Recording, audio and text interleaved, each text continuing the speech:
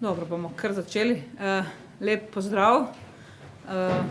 Moje ime je Jasna Murgel, sem poslanka Državnega zbora in sem zelo vesela, da se danes vidimo na tej okrogli mizi, ki je posvečena pomenu zgodnje obravnave otrok s posebnimi potrebami in nekako v bistvu predstavitvi tega zakona, ki smo ga vložili v parlamentarno proceduro o zgodnji obravnavi predšolskih otrok s posebnimi potrebami. Jaz bi najprej pozdravila naše goste tukaj, moje sogovorce v okviru te okrogle mize, in sicer gospoda Dušana Kolariča, strokovnega vodjo Zavoda zdravstvenega doma Ormož, ki nam bo predstavil to ambulanto, potem gospo Natašo Gregur, svetovalno delavko v vrtcu Ormož, ki bo povedala nekaj o obravnavi otrok s posebnimi potrebami v predšolskem obdobju, potem magistro Mojco Visenjak, ki je ravnateljica osnovne šole Stanka Vraza Ormož in bo tudi posvetila nekaj besed inkluzivnemu izobraževanju otrok in mladostnikov s posebnimi potrebami. Nadalje je potem še z nami gospa Mojca Žnidarič, svetovalka na področju Zavoda za zaposlovanje, ki bo povedala nekaj o mladostnikih in odraslih s posebnimi potrebami na trgu dela. Da bomo imeli eno zaključeno celoto v zvezi z izobraževanjem in inkluzijo otrok s posebnimi potrebami in potem vidik glede teh mladostnikov, ko potem nekako pridejo na trg dela. Zdaj, tisto osnovno, kar želim pa jaz povedati, ki sem tukaj kot predstavnica predlagatelja, se temu reče tako, zakona o celostni zgodnji obravnavi predšolskih otrok s posebnimi potrebami. Najprej bi rada povedala, da sem tudi mama otrok s posebnimi potrebami. Ena kolegica je tukaj, ena gospa je tukaj, ki to zdaj že posluša kar nekajkrat in ki tudi ima podobne izkušnje. Mama dvojčkov sem in bo to zdaj slišala nekajkrat, ampak nič ne de. Toliko, da veste, da gre tudi za osebno izkušnjo. Sem mama dvojčkov s posebnimi potrebami. 15 let bosta stara konec leta. Lea ima najvišjo stopnjo cerebralne paralize, Nik pa minimalno cerebralno disfunkcijo, ima dodatno strokovno pomoč, je v redni šoli, Lea pa je v posebni šoli v oddelku Dornave v Mariboru.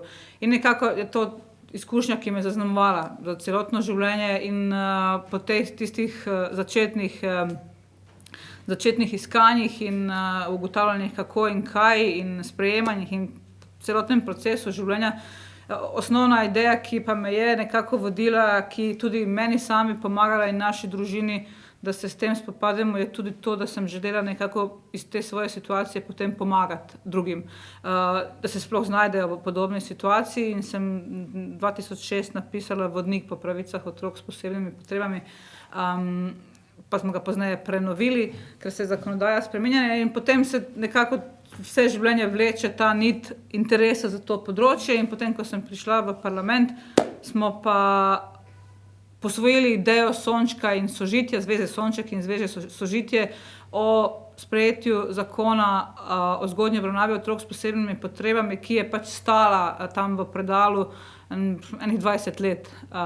In je postopek, da se zakon sprejme v parlamentu, zdaj vidim, jaz sem pravnica po osnovni izobrazbi, sem bila sodnica 10 let in se ti zdi, pa dobro, pač zakon tam nekaj sprejmejo, neki postopek, ampak je še bolje komplicirano, kot si misliš. Tudi, če si pravnik in veš, imaš neko predznanje in si predstavljaš, kako to izgleda, da bi zakon res bil sprejet, da bi res bila širša družbena podpora sploh za tako področje, ki ni zdaj neki vrhunska tema interesa širših družbenih množic in ne vem, interesa kapitala in kaj še naj naštejem. Je treba nekako dobiti na svojo stran ministrstva in tudi poslanske skupine in upoštevati proceduro, sestaviti predlog ki mora biti usklajen z poslovnikom državnega zbora in na koncu konca mora imeti tisto, brez česar zakona sploh ni možno sprejeti, in to so finančne posledice. In jih moraš vključiti noter in povedati točno, koliko bo to stalo, in je to tudi sestavina tega zakona. No, kar smo poskušali jaz in kolegi poslanci, moram reči, da zakon je zdaj v prvi obravnavi v državnem zboru. Zakon, prebrala sem, ker ima malo dolg naslov, ampak želeli smo, naslov mora, že to je eno od teh pravil, zajeti vsebino, v bistvu, kaj bo vsebina zakona. Zakon o celostni zgodnji obravnavi predšolskih otrok s posebnimi potrebami je bil vložen v postopek 13. aprila 2017, to se pravi pred kratkim. Prestal je prvo obravnavo v parlamentu. V državnem zboru imamo 3 obravnave. Prva je splošna, na kateri se seznanimo, ta je lahko ali pa ni, in smo jo imeli. In je zakon za to, da je zakon primeren za naslednjo obravnavo, je glasovalo 79 poslancev od navzočih 81. Torej, tukaj pri tem zakonu, kar želim povedati, tudi podpisniki nismo bili samo stranke koalicije, da tako rečem, tisti vladajoči, ampak so bile skoraj vse stranke in tudi glasovali so za vsi v parlamentu praktično. Se pravi, tu ni nekega zdaj ideološkega česarkoli boja, ampak je prepoznana potreba strani vseh v parlamentu, ne glede na barvo, in kar se mi zdi edino tudi prav, in sem zelo zadovoljna, ker sem tudi nekaj na tem sama delala, da dobim to podporo, ker čist kar nečesa, samo zato, ker piše, da gre za otroke, meni da tudi stranke ne podprejo kar tak, no, čeprav je všečno. Tako da tu je eno osebno zadovoljstvo, da je več kot ustavna večina, mislim, da bo soglasno potem sprejet zakon, ampak to bomo še videli v parlamentu. Torej, zakon smo dali v proceduro po enih široki razpravi tudi v javnosti. Bilo je zelo veliko okroglih miz, na katerih sta me spremljala predstavnika Zveze Sonček in Zveze Sožitje, kolegica Katja Vadnal. In besedilo, jaz bi vam zdaj predstavila, da ne bom jaz predolga, tiste osnovne stvari, ki so nekako predmet tega zakona, kaj je njegova vsebina. Vedno pa, ko se pogovarjamo o tem zakonu, že takoj na začetku povem, da je pač besedilo od tistega prvotnega, ki smo ga imeli od Sončka in Sožitja, zdaj končno besedilo je seveda plod kompromisa v zakonodajnem postopku. Mi smo imeli kar en kup, kar ene želje, kako bi naj to izgledalo, ampak potem v postopku pogajanja in postopku na koncu sploh računanja, kakšne so finančne posledice, so ene stvari pač odpadle, zato da bi končni rezultat bil vendarle sprejetje enega zakona, ki je potreben. Tudi samo obdobje, na katerega se nanaša zakon, je precej buril duhove, sploh recimo med mojimi kolegi. Želja je obstajala, da bi uredili, ne vem, do 26, ta zakon se nanaša na predšolske otroke, ampak da bi uredili do 26. leta eno usmerjanje, inkluzijo in ne vem kaj, enostavno je bil prevelik zalogaj in bi morali veliko zadev še se dotakniti, in zastavili smo se cilj, da uredimo vsaj to zgodnje obdobje, ki ga je mogoče v tej fazi urediti, da si ne zastavimo prevelikega zalogaja, ker potem posežemo na potem se področja, ki jih zajemamo tukaj, tako prepletejo in zapletejo, da jih ne bi mogli razvozlati in ne bi imeli nič na koncu izplena. Skratka, tukaj gre v bistvu za zakaj je bil še posebej kompleksen postopek, ker je potrebno bilo zagotoviti sodelovanje 3 ministrstev. Vemo, da oseba, večinoma, kadar gre za njen nek status, urejanje nekih njenih pravic, možnosti, obravnave, kakorkoli, večinoma posegamo na zdravstveno ker gre za otroke s posebnimi potrebami na področju zdravstva. Potem je drugo področje vzgoje in izobraževanja, ko vstopimo v vrtec in potem v šolo, pa seveda imamo neke pravice iz področja socialne varnosti, socialne pravice in to je potem delo, družina in socialne zadeve, tako da imamo 3 področja, ki jih je treba uskladiti in jih je bilo treba uskladiti tudi tukaj. In na koncu potem še 4. finance. Torej, na koncu je obveljala rešitev, da zajamemo otroke v predšolskem obdobju. Tudi zato, ker, in kaj je bil osnovni, zakaj sploh smo se odločili za to, da ne bom skozi govorila jaz, ker nisem samo jaz, to je potreba družbe, ki je mene kot na tej funkciji pač spodbudila, da sem to prevzela.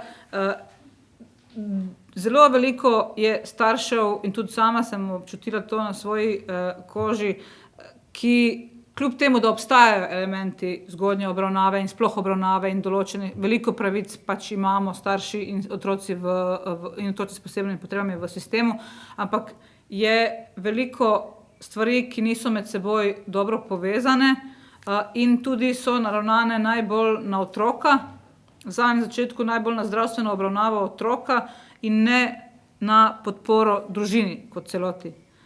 In osnovni cilj tega zakona je bil zagotoviti podporo družini kot celoti, ki je potem tista osnovna enota, ki podpira in skrbi za tega otroka. In povezati zagotoviti obravnavo otroka in družine celostno in večdisciplinarno in povezati vsa ta področja, torej zdravstvo, kjer se zadeva nekako začne, ko se rodi otrok in potem vrtec, vzgoja in izobraževanje in center za socialno delo, ki lahko ima kar veliko vlogo v življenju ene družine, ki ima takega otroka. Zdaj, osnovna celica, ki bo skrbela, ki bo obravnavala družino otroka, ki bo imela otroka s posebnimi potrebami, je center za zgodnjo obravnavo. In ko smo razmišljali, kje bi zdaj bil ta center za zgodnjo obravnavo oziroma kateri subjekti bi to prevzeli, je bilo jasno izraženo stališče Ministrstva za zdravje, preko katerega pač se ni dalo iti, da imamo že razvojne ambulante, v katerih se obravnavajo otroci s posebnimi potrebami in da vse skupaj ne bi zastavili tako, da ne bi moglo biti izvedljivo, smo se takrat strinjali 2 leti nazaj, ali pa malo več kot 2 leti nazaj, ko smo začeli razmišljati o tem zakonu, smo rekli, dobro, da bi čim lažje pristopili izvajanju tega projekta in da bi omogočili dejansko sprejetje zakona, smo rekli, izkoristimo razvojne ambulante. 21,3 razvojnih ambulant je po podatkih, ki jih imam v obrazložitvi zakona iz 2016. In osnovni problem, ki imamo pri teh ambulantah, je, da so v bistvu sestavljene da so timi v teh razvojnih ambulantah sestavljeni samo iz zdravstvenega osebja, da nimamo niti socialnega delavca, pa niti specialnega ali rehabilitacijskega pedagoga ali karkoli in da na ta način imamo samo zdravstveno obravnavo, ki ni razširjena tudi na druge 2 področji in je nekako osnovna zamisel, da se te razvojne ambulante razširijo, da se tim v razvojnih ambulantah, ki bi potem, zakon bo začel 2019 veljati, začele se preoblikovale v centre za zgodnjo obravnavo, v katerih bodo večdisciplinarni timi, torej strokovnjaki ne samo z področja zdravstva in bodo potem večdisciplinarni timi sestavljali individualni načrt za otroka in družino, oziroma individualni načrt pomoči družini, v katerem bodo vsebovane vse potrebne obravnave za otroka in družino in ta se bo izvrševal bodisi v razširjeni ambulanti, bodisi v tem centru za zgodnjo obravnavo, bodisi v drugih institucijah, kjer se že zdaj obravnava, ali pa v vrtcu. vsaka družina bo imela svojega koordinatorja, ki bo del večdisciplinarnega tima, ki bo skrbel za to, da se individualni načrt izvrši, da delo nekako s tem načrtom poteka čim bolj tekoče, torej bo sodeloval z Centrom za socialno delo in tudi z vrtcem, z timom v vrtcu.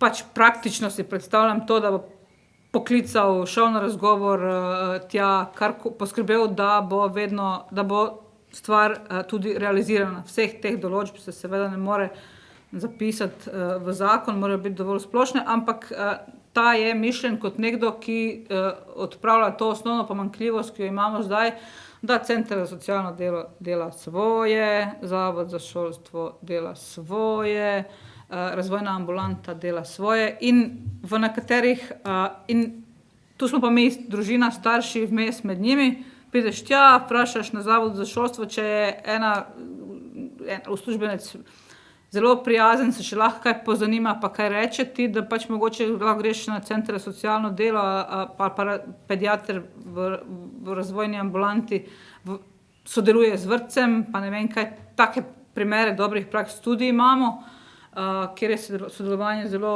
v redu, ampak imamo pa tudi zelo veliko primerov, ko tega ni in na ta način pač želimo zagotoviti eno rešitev, kjer bo pa to nekako potem urejeno in obvezno, kako naj rečem.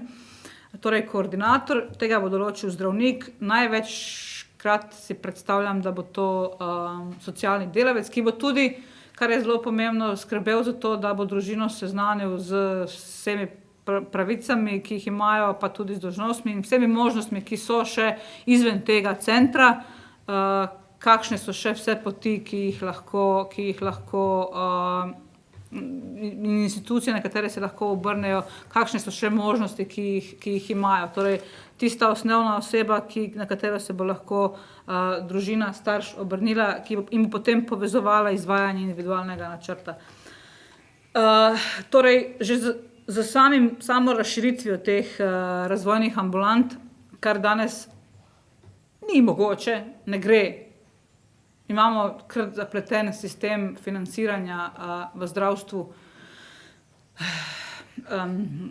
To moraš naštudirati, no, zakaj se ene stvari financirajo, zakaj ne. Osnovna ideja je na podlagi Zakona o zdravstvenem varstvu in zdravstvenem zavarovanju, da to, kaj se bo financiralo iz Zavoda za zdravstveno zavarovanje Republike Slovenije, odloča zdravstveni svet.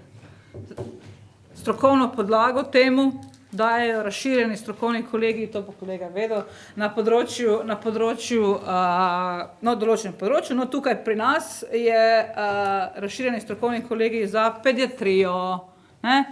In tam pri njih je že prej enkrat, 10 let nazaj bil predlog, da se razširijo timi v razvojnih ambulantah, tako kot ta zakon predvideva, pa ne vem, je že bilo kaj, da pač ni tisto ustrezalo.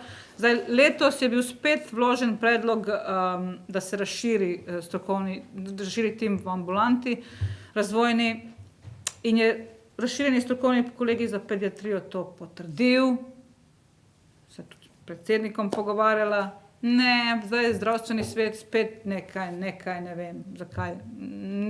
Pač ne potrdi tega in potrebe so zelo velike in drugačne, kot so bile, ne vem, pred 20-30 leti in je zelo pomembno, da se te ambulante razširijo in predvsem, da se razširijo tudi s kadri iz drugih področij, kot sem rekla, in zakon to pač določa. Predvideva tudi, da se tudi v vrtcu ustanovi skupina za zgodnjo obravnavo, da se v bistvu sedanja obstoječa strokovna skupina preoblikuje v skupino za zgodnjo obravnavo in da tudi lahko izvaja zgodnjo obravnavo še preden je individualni načrt narejen za družino. Ena taka vredna novost je, da bo po uveljavitvi zakona, da bodo razvojni oddelki v vrtcih financirani oziroma sofinancirani s strani države, ne več lokalnih skupnosti, občin, torej, Se pravi, bo malo več denarja za ker to so pač oddelki določenih vrtcev in bo potem nekako občinam olajšano financiranje oziroma odvzeto to breme financiranja. To je 1.800.000 nekje na ravni države letno, če se pogovarjamo v denarju, ne. Kar zadeva pa tiste razvojne ambulante, trenutno vse, ki jih imamo, stanejo 3.600.000 po celi Sloveniji, ko bi jih razširili vse time, tako kot zakon predvideva, pa potem še dodatne 4 milijone pa nekaj. Vsega skupaj 7 pa nekaj za te naše otroke s posebnimi potrebami. Bi moral Zavod za zdravstveno zavarovanje potem zagotoviti. Moram se vzdržati komentarjev in vdihniti. Torej, zato pa smo potrebovali finančno ministrico, da je rekla, dobro, to pa zdaj lahko imate. In kar je še, mogoče če še omenim, da smo predvideli predstavnika družine, to pa je nekdo, ki ne bo del tima strokovnjakov, ampak bo nekdo, ki ga bo imenovalo Ministrstvo za delo, bo posebej moralo še pravilnik o tem narediti, ampak skratka nekdo, ki je iz nevladne organizacije in ki je starš otroka s posebnimi potrebami, ki skratka ima izkušnje na tem področju. Imamo celo dosti nas takih, ki smo člani Sončka, Sožitja, društva Downov sindrom, Zveza društev za avtizem, so mi rekli, da skozi govorim samo o Sončku pa Sožitju. In bo narejena ena lista, iz katere se bo lahko potem ta predstavnik imenoval, in to je nekdo, ki bo psihosocialno pomoč nudil skratka staršem, družini, če bodo želeli. Skratka, to bo nekdo, ki ga boš lahko poklical, ga boš vprašal, kako ste takrat, kaj ste, ne vem, pa če nič drugo, tudi lahko ga vprašam, kako ste to dali skozi, ne vem, ali kaj si naredil takrat, kaj še ne vem.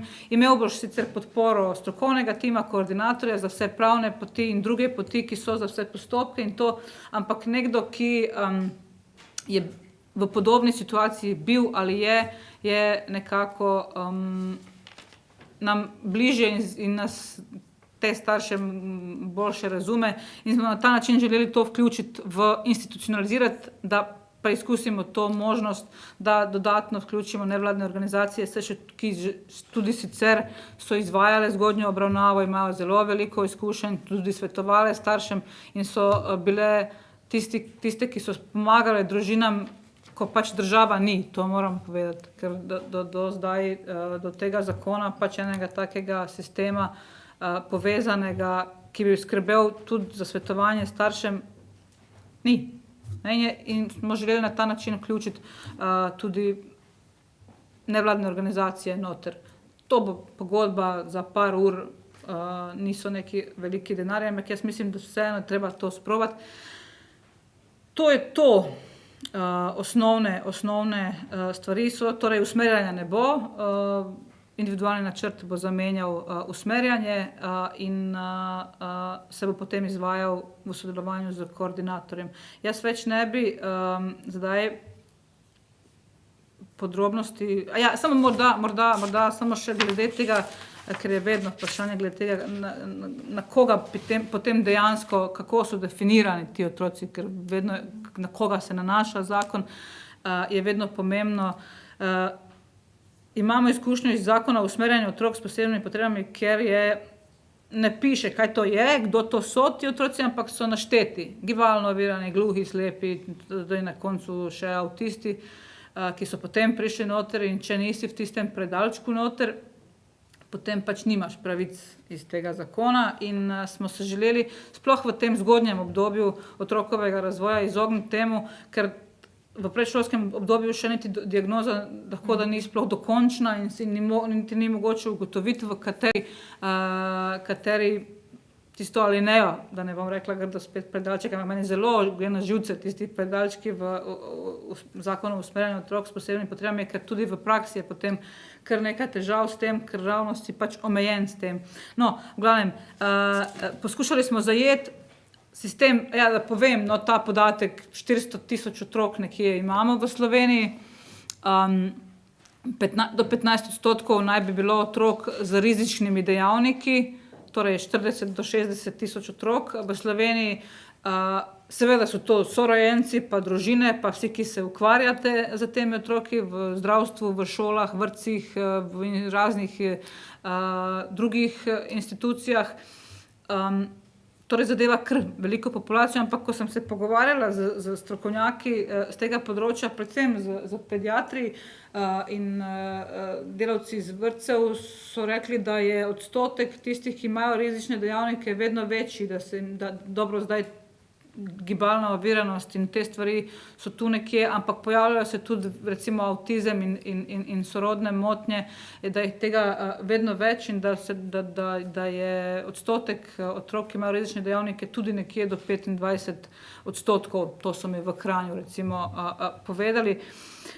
Torej smo poskusili tukaj zajeti definicijo, ki je čim širša, ker mislimo, da bi bilo, da skozi ta sistem, na ta center za zgodnjo obravnavo so dolžne vse institucije in vsi, ki kadarkoli srečajo otroka, eni niso niti v vrtcih, mogoče se v porodnišnici že takoj ne ugotovi za vsakega, seveda, ker ni taka motnja tako izrazita.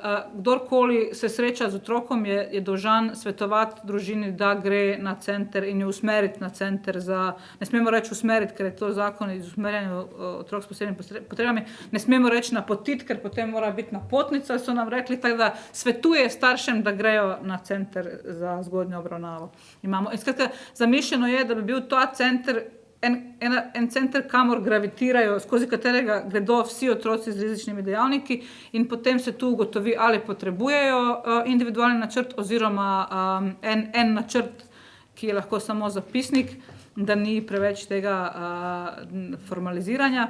In otroci s posebnimi potrebami smo rekli, da so, bom pa kar prebrala, v predšolskem obdobju so otroci z razvojnimi zaostanki, primanjkljaji, ovirami oziroma motnjami na telesnem, spoznavnem, zaznavnem, socialno-čustvenem, sporazumevalnem področju ter dolgotrajnimi boleznimi. Pač v sodelovanju z pediatrinjo iz razvojne ambulante smo to nekako delali, več pediatri iz razvojnih ambulant, to definicijo in tudi spraševali na gor še višje, na zdravnike, predvsem v zvezi s tem in druge strokovnjake. Poskušali smo zajeti čim širšo, čim bolj splošno skupino, da ne bi kakšen otrok izpadel iz te skupine, ampak šli smo pa še širše, smo rekli, da 4. člen predloga zakona pa določa, da otroke z rizičnimi dejavniki, na katere se tudi zakon nanaša, in sicer so to otroci, pri katerih obstajajo rizični dejavniki za razvojne primanjkljaje, zaostanke, ovire oziroma motnje. Se pravi, je to še širša skupina, ki bo šla skozi ta center in bo tudi napotena pač po različnih poteh, ampak glavno je, da imamo en sistem, skozi katerega bodo vsi ti otroci šli in da ne bodo zaradi neke definicije, preozke opredelitve izpadli iz te obravnave, pa ne potem samo oni, ampak tudi družina. Tu se bom jaz zdaj ustavila, da ne bom predolga. To so nekako osnovne značilnosti. Torej, revolucija, čarobna palica to ni, je pa zasnova ene sistemske skrbi in podpore za te družine, ki imajo te otroke, in možnost, da se tudi sistem potem eventualno nadgradi. Samo še to povem, je pa tudi vsa 3 ministrstva, ta zdravje, nasilno, šolstvo in sociala, so začeli z 1.7. letos se začne izvajati pilotni projekt, ki je v bistvu podlaga tudi za ta zakon, na katerem je tudi ta zakon zasnovan. Pilotni projekt zgodnje obravnave otrok s posebnimi potrebami izvaja se v Mariboru pa v Celju, zdravstveni dom pa vrtci in v Kranju.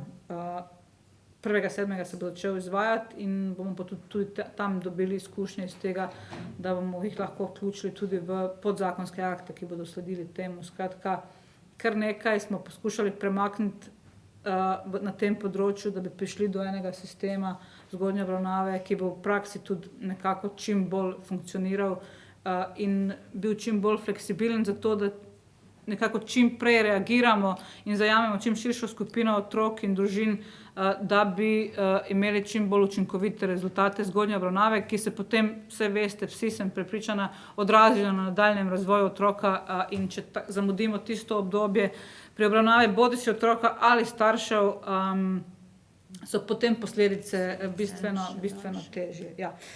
Tako, zdaj bom jaz tukaj zaključila, pa bom, če se strinjate, bi potem se pogovorili še na koncu, ko bomo končali z predstavitvami, pa bom kar predala besedo gospodu Dušanu Kolariču, vodji zdravstvenega doma Ormož. Moram reči, da se zelo sovpada tole srečanje naše današnje in z začetkom dela razvojne ambulante v Ormožu. Jaz sem v pediatriji že strašansko dolgo, ne. Moje delo se izteka in moram reči, da pred 30-40 leti je način organizacije razvojnih ambulant bil zasnovan tako, kot je dr. Murglova povedala. V timu članov komisij oziroma delovnih skupin ni bil samo razvojni nevrolog, se pravi pediater, neurofizioterapevt, poleg tega še srednja medicinska sestra in tako dalje, ampak so bili v to skupino vključeni tudi logoped, pedopsihiater, socialni delavec, psiholog, vsi po potrebi, ki jo je izrazil razvojni nevrolog in so potem seveda ti ljudje bili vključeni. Moj izvor in začetek mojega dela je bil v Splošni bolnišnici Ptuj, ker je tale razvojna ambulanta bila tam vključena v delo in je potekala praktično vse dni v tednu. Z leti in z upokojitvijo te kolegice se pa je seveda delovni čas, organizacija drastično spremenila, ne. In to smo čutili tudi na periferiji, zadnjih 12 let delam jaz na periferiji tukaj. In to, kar je dr. Murglova povedala, to je to, kar smo mi začeli opazovati, da neke stvari niso v redu. Da ti otroci, ki so v posebni obravnavi, bom rekel, kar se tiče razvojne nevrologije, neurofizioterapije, odlično. Ampak vse ostalo je pa manjkalo. Starši so me dostikrat spraševali o zakonskih predpisih, ker moram reči, to zdravniku to najbolj ne leži, ne. Priznam. In zato smo zmeraj rekli, naš predlog je vključiti se v sonček, v vse, bom rekel, bolj amaterske skupine, ki se ukvarjajo s temi otroki, ker tam boste dobili dovolj dobre informacije tudi o pravicah, ki jih imate na kateremkoli področju. Zadnje čase, in to bom rekel mogoče zadnjih 10 let, se pa povečuje število otrok, ki ne spadajo v tisto skupino, ki je bila ob rojstvu označena kot skupina rizičnih otrok, ki so imeli kakršnekoli rizične faktorje v svojem prenatalnem, se pravi v razvoju pred rojstvom in v zgodnjem otroškem obdobju. Pa tudi tisti otroci, ki so preboleli kakršnakoli težka obolenja osrednjega živčnega sistema, poškodbe, vnetja in tako dalje. Bom kar rekel, zdaj to na svojo kritiko, ne. Pred 30-40 leti smo teoretično vedeli nekaj o avtizmu. To je bilo v povojih in marsikateri otrok je šel pod čudno diagnozo. Zdaj se tega polno zavedam. Takrat se nismo, ker nismo imeli znanj, ker nismo imeli možnosti se izobraževati na tem področju. In to je pa zadnjih 20 let bom rekel, en boom. In jaz moram reči, da ko sem tole funkcijo, ki jo pač zdaj imam v zdravstvenem domu, si maksimalno prizadeval, da bi pridobil kader, ki mi je lahko v pomoč. Jaz pokličem mojo psihologinjo, prosim lepo tega poglejte, sumim, da spada v to skupino. Predstavimo še logopedinji in potem mi skupaj rečemo, mislimo, da je to, gremo naprej. Tako da jaz menim, da število otrok, ki spadajo v širšo diagnozo spektra avtističnih motenj, ni danes več, ampak je diagnostična pot in tudi obravnava bolje izdelana. Tako da to je dejstvo, ne. Ampak seveda zdaj z to razširitvijo našega dela so se pa pojavili grozni problemi, ne. Zato, ker usmeriti enega takega otroka v ustrezno ambulanto, ki ima ustrezen kader, se pravi zdravnika, ki se ukvarja z spektrom avtističnih motenj, njegove sodelavce, delovna terapija, psiholog, logoped, karkoli hočete še zraven, pa ni bilo. In otroku, kjer smo mi trije posumili, da gre za avtizem, in ko si poskušal narediti to naprej, je poteklo pol do 1 leta. Se pravi, tisti optimalni čas smo izgubljali in zmeraj težje je bilo. In potem smo se odločili, takole ne gre več naprej. In zdaj pa je treba nekaj narediti. In še to, kar sem povedal že prej, razvojne ambulante delajo odlično tam, kjer so. Samo z otroki, ki so imeli rizične perinatalne okvare, ali se je pa mogoče to kasneje izkazalo, ker je bilo treba gibalno otroku pomagati. Vse ostalo pa ne. Zato, ker so to solo timi, razvojni nevrolog, nevrofizioterapeut, pa konec, pa medicinska sestra. In s tem se jaz nisem strinjal.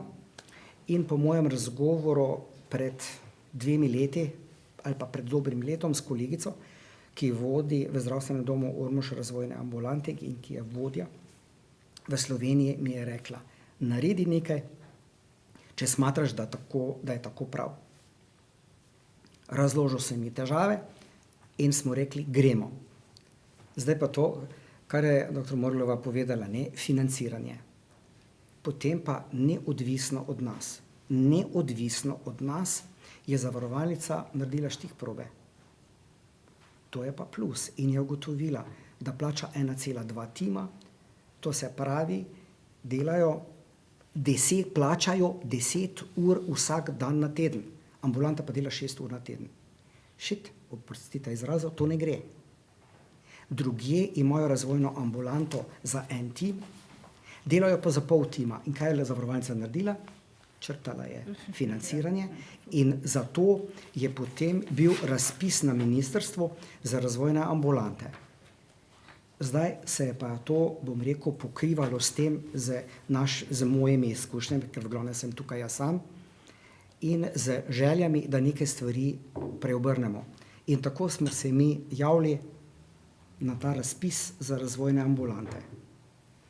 In da vam povem, takrat smo imeli mene kot pediatra, niti slučajno ne kot razvojnega nevrologa, čeprav sem se nekaj časa tudi s tem ukvarjal, je mimo, ne mislim se več.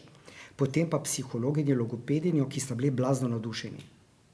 In pred tem, da zgradimo nove prostore, kjer bomo imeli ločeno od druge patologije te otroke. In tako, bom rekel, z neizmerno energijo moje direktorice in z njeno voljo narediti to, s tem, da seveda strokovno ji pač jaz stojim za hrbtom, ne, in smo se potem prijavili, prvič ne dobili, drugič dobili. Kaj bo zdaj? Zdaj pa je treba kader namestiti, plačati in zalaufati ambulanto. Verjamete mi, zdaj so tisti, mi smo začeli s tem, mislim, da 15.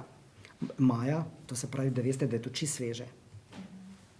In seveda zdaj je bilo treba izbrati naše paciente, dati ponudbo tudi drugim ambulantam v naši širši okolici, mi to izvajamo, zdaj pa postopno vključevati vse te kadre, ki jih v tej ambulanti potrebujemo.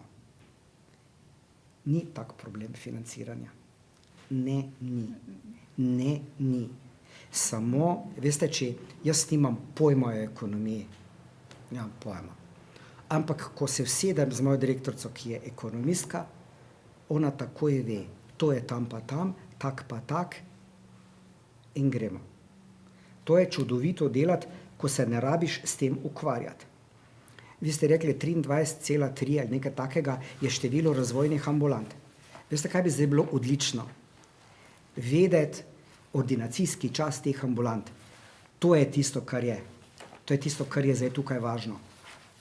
Da imaš ti nekaj samo na papirju, razvojni nevrolog pa dela še delo splošnega pediatra, logoped, specialni pedagog, psiholog pa delata tudi za širšo populacijo. To ne more biti. V tistem časovnem roku vsak dan, ko delam v tem času samo za to skupino. To je predpogoj. In predpogoj je tudi takšen, če naš tim ožji predlaga, tale otrok podnujno potrebuje specialista, ki se ukvarja z razvojno nevrologijo, ne more čakati 6 ali pa 12 mesecev. Ne more. I'm sorry, v enem mesecu mora biti obdelan in narediti takoj plan, kako k takemu otroku pristopiti. Kaj je bilo meni največja spodbuda pri tem mojem delu? Ko sem prišel v Ormož, se je pripisal k meni en fant, ki je bil okarakteriziran kot nemogoče razvajen otrok. Nemogoče razvajen, ki je letal, ki je tolkel, ki je pržigal. Zdaj, če bi to malo analiziral, bi takoj vedel, kam spada, ne? In potem je takšen kot divjak prišel k meni in je bilo to jasno takoj. In tale mama, ne pravite, kak sem takrat napel vse možne sile, je s tem otrokom šla v Medvode, ker je samo tam bilo možno po telefonskem dogovoru se dogovoriti, da bo otrok takoj obdelan, prišel z diagnozo naprej, tako kot smo vedeli, avtizem. In potem je bil sprejet v vrtec, v en čudovit tim, kjer so začeli z njim delati, govoril ni absolutno nič, to je bilo samo kričanje, tolčenje, kamkoli je prišel, je tolko, ne? In potem na enem kratkem izletu je tule, ko je avtobusna postaja, tamle, jih je en oče povabil na sladoled in sedijo otroci, ker so jim sladolede prinašali in ta fant, seveda, ker je bil v takem bolj poostrenem nadzoru, ni mogel sam skakati, gleda in reče voda, ker je tam bil en vodomet. To tistega, ko se malo s tem ukvarjajo, te stisne in rečeš, zdaj pa gremo delati. Zdaj po 2-3 letih tale otrok pride k meni in se z mano pogovarja. Je pa res tale mama hodila v Medvode. Si vi predstavljate iz Ormoža do Medvod. Zdaj je na srečo bil ustanovljen tale tim za otroke z spektro-avtistično motnjo pri medicinski fakulteti v Mariboru, pa spet so bili problemi financiranja, pa je denar, pa ga ni denar. Zdaj mislim, da spet funkcionira in samo tako lahko mi sodelujemo in bomo lahko sodelovali in mislim, da zdaj, ko sem čital tole, ko ste me povabili sem rekel pa pred 2 leti, ko smo se začeli pogovarjati o tem in zdaj, ko smo to realizirali, kot da bi slutili vi, kaj mi rabimo. Ampak,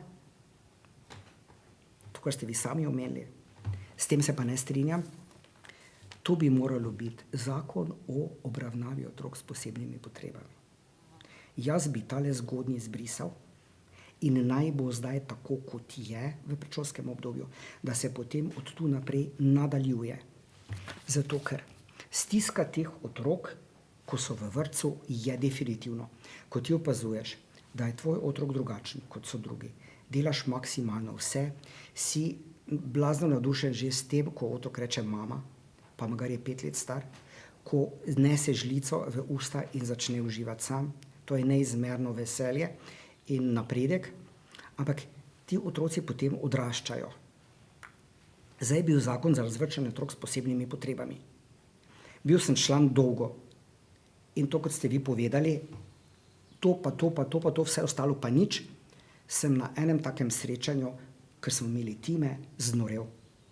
Ker je bil moj pacient, sem vedel, kakšne stvari potrebuje, kako kalvarijo so dali starši in potem mi čisti administratorji tam rečejo, ne, to ne more biti, zato ker nima tega pa tega. Aj to božjo, da ne bi še kaj drugega rekel, sem pa rekel, veste kaj, potem pa nimam več tu jaz kaj delati, srečno nasvidenje pa sem stal. Vse bolj, ko sem razmišljal, to ni bilo dobro narejeno, zato ker jaz sem se v bistvu blazno boril za vse tiste, ki so pač tam bili predstavljeni, čeprav za svoje sem natančno vedel, kako je ozadje, za druge, ki smo jih obravnavali, pa ne. Zato, naprimer, en tim lahko neke zaključke spremlja, samo če pozna. Če je logopedin, če sem pediater, če ste vi psihiater, pa delovni terapeut, bomo vsi skupaj nekaj lahko naredili. Če pa to nešče po nekih regelcih ga zdaj pa uvršča sem ali tja, to ne more biti in s tem se blazno strinjam. Nema teh komisij, eno delovno telo naj o tem odloči, čeprav mislim, to bo težko, zato ker zmeraj pa prihaja do teh prekletih zlorab, ki so vse povsod, pa bodo še tu. Ja, bi pa potem, to sem želel povedati, ker ko so otroci v vrtcu, ajde greše. Potem naslednja stopnja je kategorizacija, otrok ni sposoben za redno šolanje, pa marsikdo še sprovocira, da prvo leto še gre, čeprav jih opozarja. Otroci imajo limit svojih umskih sposobnosti in če vi tale limit prekoračite, se bo zlomilo in ne boste dosegli niti tistega, kar bi sicer. To psihologi dobro vedo. Ampak dobro, potem pa gre v šolo s prilagojenim programom, kaj pa zdaj? Kaj pa, ko to konča? Kaj bomo pa zdaj z njim? To je pa tale težava in jaz mislim, da je tale zakon ne ga zamejiti, pustite odprto, da se potem tu nadaljuje, ali pa posebej delati naprej. Zato, ker stiske takrat, ko je otrok končal šolanje, kaj pa zdaj? Kaj pa zdaj? Starši ne bodo večno živeli in to jim jaz zmeraj povem, najdite način, kam bo otrok vključen. Zato jim zmeraj povem, z Centrom socialno delo, z Sončkom, z vsemi temi skupinami, ki se ukvarjajo s temi otroki, dajte to izdelati si. Ker sicer ti starši živijo v neznanski krizi kar naprej. In jaz ne morem izraziti večjega veselja, kot ko sem zdaj videl, kaj se je naredilo. Jaz še delam pol leta, pa ne več. Ampak da naprimer zastavimo to na prave temelje in da potem zalaufa vse skupaj to. Tu so zdaj prisotni, mojih delavcev ni, ampak delovna terapeutka, na katero blazno računam zdaj, ker se to oblikuje, razumete? Zdaj najprej je bil razvojni nevrolog pri nas v tej ambulanti, potem je bil vključen zdaj neurofizioterapevt, ker vsi otroci, ki so v razvojni ambulanti, ne rabijo neurofizioterapije. Ampak razvojni nevrolog pa reče, zdaj pa jaz še predlagam to pa to, sej itak usmerjam jih pa jasne. Ampak, poglejte, mi v Ormožu pred dobrimi 2 leti sem jaz izrazil željo, da rabim psihologa. Direktorica, ga rabite? Ja. Razpis. Specializacije ni mogoče narediti. Kaj smo naredili? Sami si plačujemo specializacijo. Ampak v čem je zdaj problem? Objaviš, da imaš psihologa in si na razpolago celi Sloveniji. To pa ne gre. Tako se pa jaz ne grem, ne morem zareči. Polovico psihologa je mojega in jaz ne dam. Drugo polovico pa je lahko na razpolago tudi širšemu, ne? Ker to imate tu not, koliko ga je. Ne? In isto je z logopedom in isto je z delovnim terapeutom.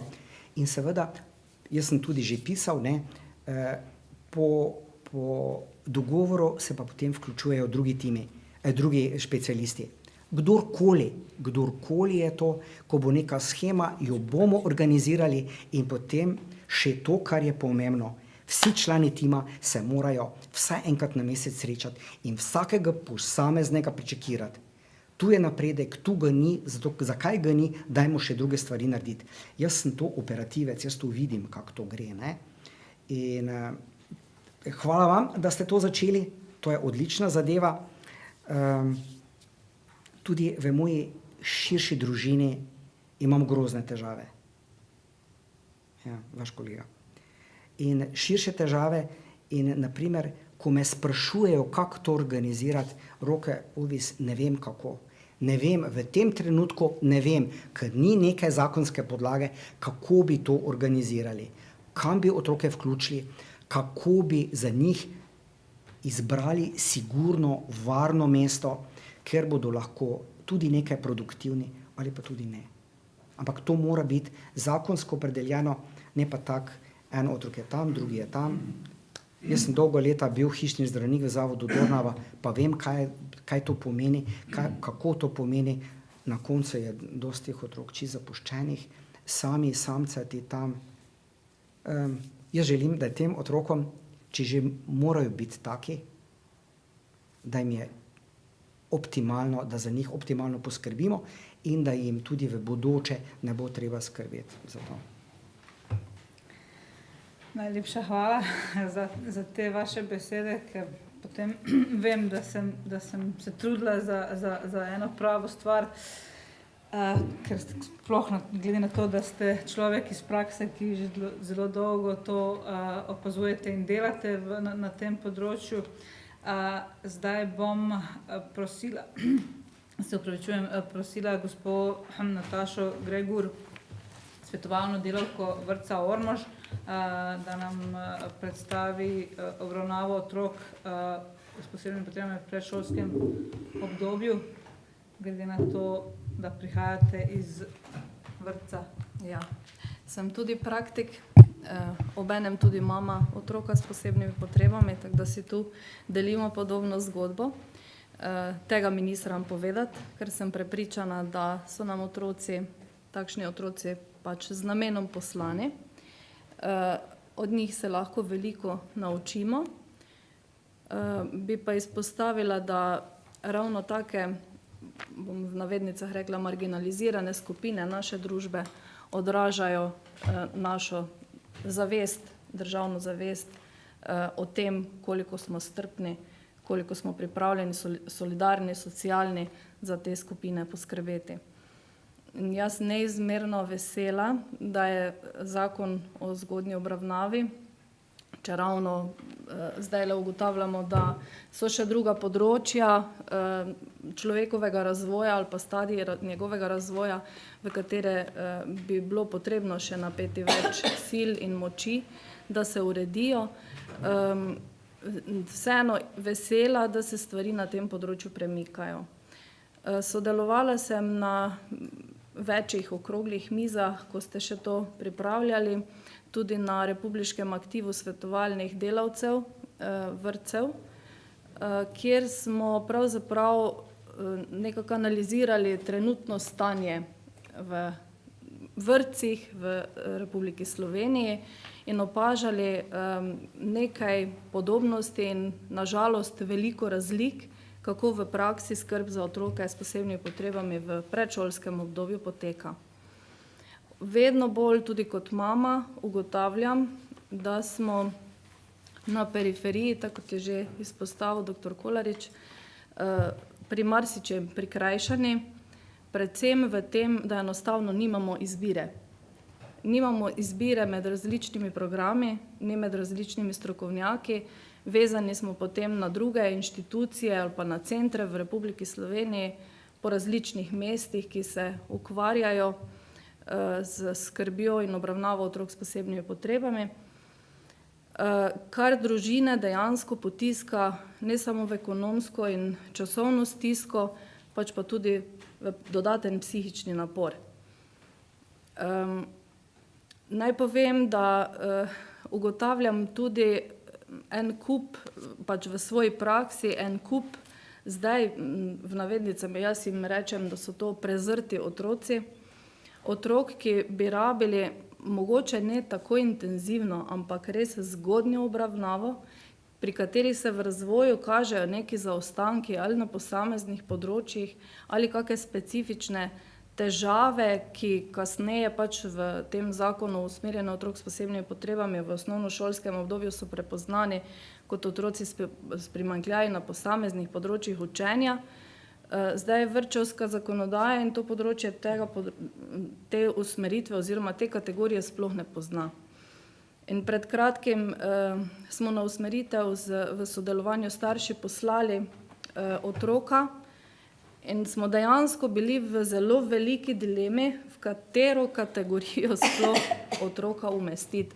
Že ko smo starši izpolnjevali obrazec zahteva za usmerjanje, kjer je navedeno, da pač pod točkami A, B, C, D moraš označiti, kam otrok spada. Dejansko nismo vedeli, niti strokovno nisem vedela svetovati staršem, v katero kategorijo bi otrok spadal. Tam smo pač označili nekaj, ker smo pač morali vsaj, da pride nekam na neko strokovno komisijo, kjer bodo odločili o tem, kako in kaj naprej. Tako. Opozorila bi še na to, da prej sem rekla, nimamo različnih programov.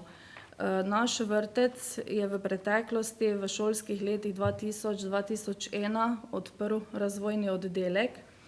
Razvojni oddelek je deloval, mislim, da 5-6 šolskih let, potem naenkrat več ni bilo potrebe.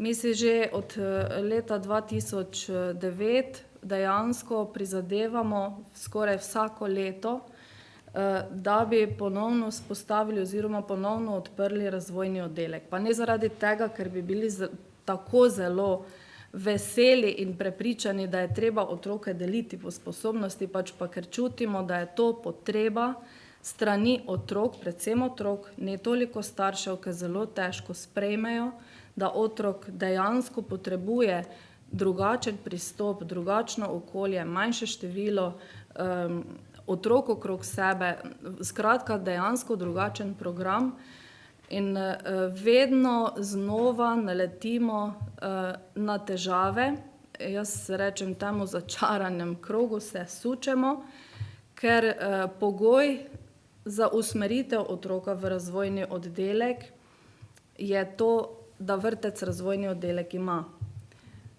Pogoj, da pa odpremo razvojni oddelek, so pa usmerjeni otroci.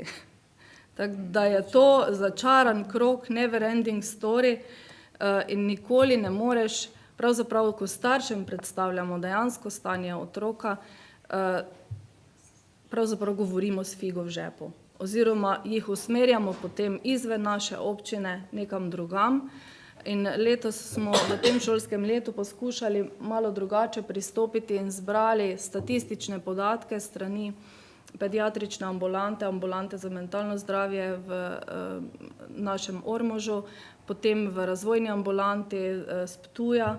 In po statistiki smo v letih rojstev, recimo 2012 do 2015, nabrali 11 otrok, to je po normativih skoraj za 2 oddelka, 11 otrok, ki so ali pa še niso vključeni v vrtec, v predšolsko vzgojo, so pa obravnavani in nekje evidentirani kot otroci, ki imajo težave, nekateri od njih tudi usmerjeni k nam v program, v rednih skupinah, v glavnem, ampak spet smo se ujeli v to zanko. In enostavno naprej od tega ne gre. Zdaj, če bo resnično financiranje razvojnega oddelka, ker nažalost pač moram povedati, da se vse konča pri financah, kjer se tudi na nek način začne, nažalost, pravzaprav, če bo to v domeni države, se pravi financirano z tega vidika, bo absolutno poskrbljeno, da tudi na periferiji dobimo priložnost starši, da lahko izbiramo med različnimi programi. Kaj se nam trenutno zdaj dogaja, in ne samo pri nas v Ormožu, pač pa tudi po drugih vrtcih, da otroke enostavno, bom v navednicah rekla, umetno usmerjajo, oziroma usmeritev se sprovede v tem smislu, da se otroku ponudi tisto, kar okolje ponuja, ne dejansko, kar otrok potrebuje. Tako da jaz upam, da se bo ta zakon o zgodnji obravnavi bo neka uravnilovka, ki bo vse te težave od pravočasnega prepoznavanja, potem vključevanja, kako poskrbeti, kakšne pogoje otrokom za razvoj, za optimalen razvoj omogočiti v predšolskem obdobju, uredil na tak način, da bomo po vsej državi imeli vsi enake možnosti. Se pravi, starši lahko izbirali med programi, med različnimi izvajalci oziroma da bodo tudi potem terapevti v okviru multidisciplinarnih timov resnično tudi čim bližje lokalnemu okolju, iz katerega starši in družine otrok s posebnimi potrebami izhajajo. Tudi sama sem doživela, kaj to pomeni celostna obravnava družine, oziroma pač jaz imam srečo ali pa nesrečo pač v tem, da sem po poklicu psihologinja in sama sebi pravzaprav terapevt v nekaterih trenutkih, ampak tudi to ni, ne, tudi jaz potrebujem nekoga, ki mi stoji ob strani, ki mi zna povedati, glej, tja in tja se obrne, takšne in takšne so vaše pravice. Sem tudi čutila in še vedno čutim to pomanjkanje nekega koordinatorja, nekega veznega člena, ki bi znal povedati in usmeriti družine na ustrezne inštitucije in na ustrezne osebe, ki bi bile pripravljene pomagati. Jaz se trudim, da v tem trenutku, ko še zadeve tako ne stojijo, kot so predvidene, staršem jaz to podporo ponujam. Vidim pa, da je dostikrat, na žalost, tudi če so zakonsko zadeve urejene in v tem trenutku mislim, da vseeno tako slabo pa tudi ni, ne. V večini primerov je pač stvar posameznika, koliko je osebnostno odprt priskočiti staršem nasproti, koliko je pač pripravljen sodelovati s kom drugim, s kako drugo inštitucijo. In tudi če bo zakon to predvideval, da je to pa zdaj zakonska osnova in neki normativ, po katerem bomo morali delati, upam, da bo tudi neka uravnilovka obstajala, kakšne osebe oziroma kakšni profili strokovnjakov, pa ne profili, bolj osebnostne značilnosti posameznikov bodo potrebne. Ja. Ne, pač lahko je vse govoriti, idealno vse zastaviti, če ravno na koncu pa ugotavljamo, da smo pa mi tisti, ki prispevamo k kvaliteti nekega dela. Mislim, da sem tako zajela večino vsega, kar sem želela povedati.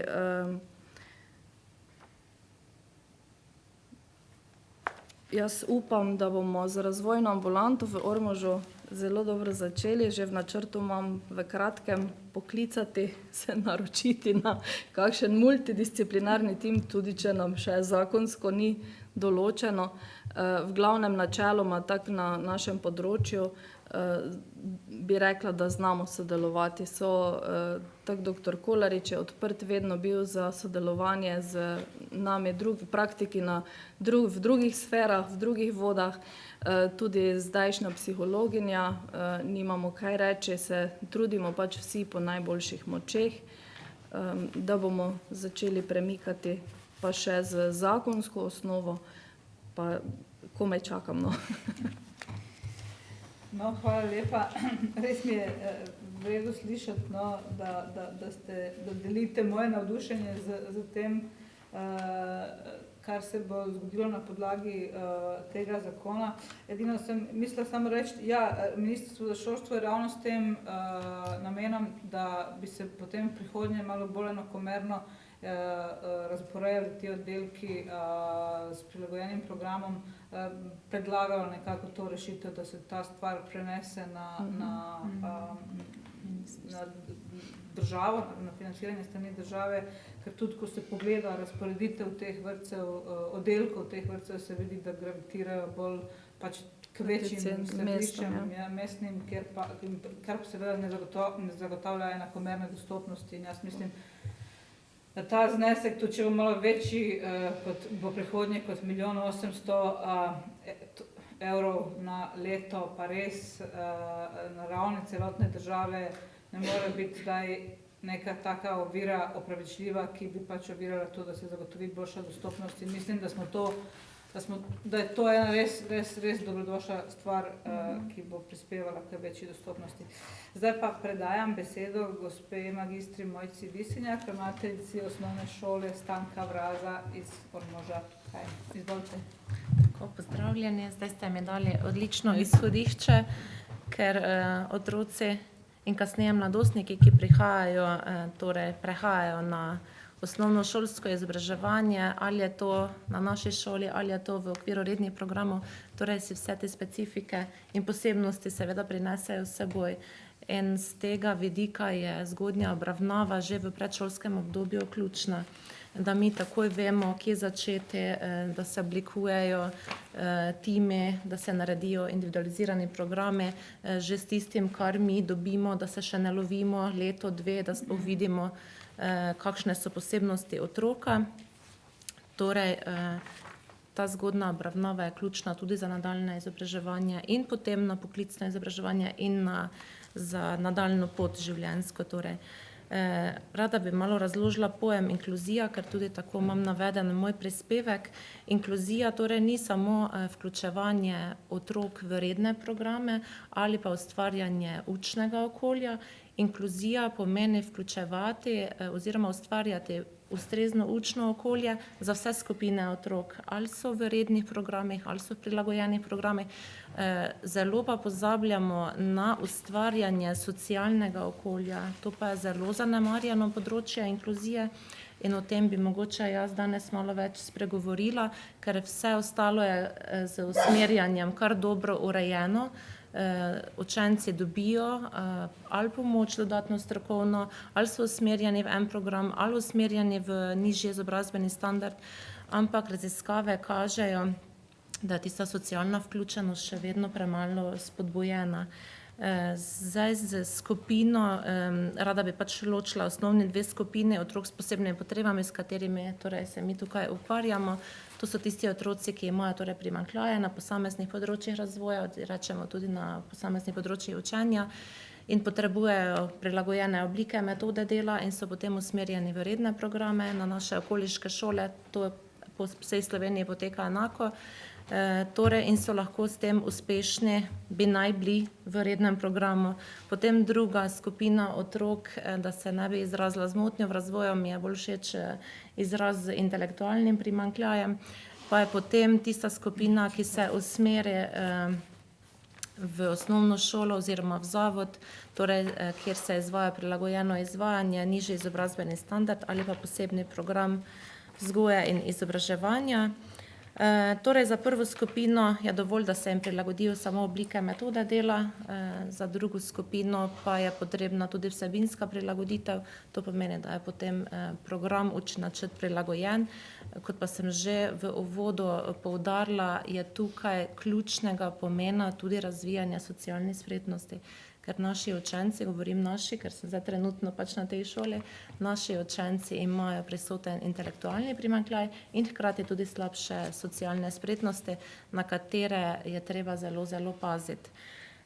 Tako da integracija in kasneje inkluzija se je v glavnem začela z zakonom o osnovni šoli 1996, potem še z zakonom o usmerjanju otrok s posebnimi potrebami 2000.